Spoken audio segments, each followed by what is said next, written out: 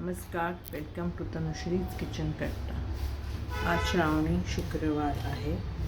पुरणाचे दिवे ज्योतीला केलेच आहे, पण चॉकलेट फज पण मी केलेला आहे जरा नॉवेल्टी म्हणून.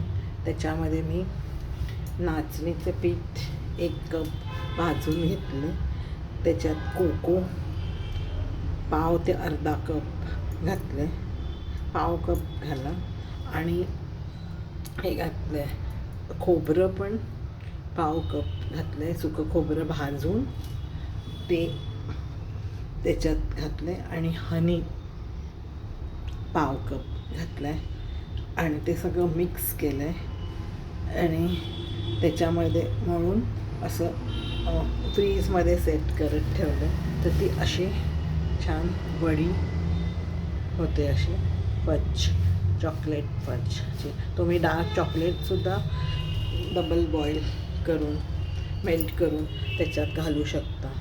आणि लिक्विफाईड गूळ असतो हनीच्या ऐवजी, तोसुद्धा तुम्ही वापरू शकता, पण मी हनी घातलेलं आहे. त्याच्यावर तुमची गोडी इट डिपेंड्स, काकवीवर किंवा हनीवर. मी लिक्विफाईड गूळ पण वापरते. अशा प्रकारे तुम्ही आता श्रावण महिन्यात सारखं गोड पदार्थ करायला लागतात ना, ह्याच्यात ड्रायफ्रूटसुद्धा घालू शकता तुम्ही. पौष्टिक फज.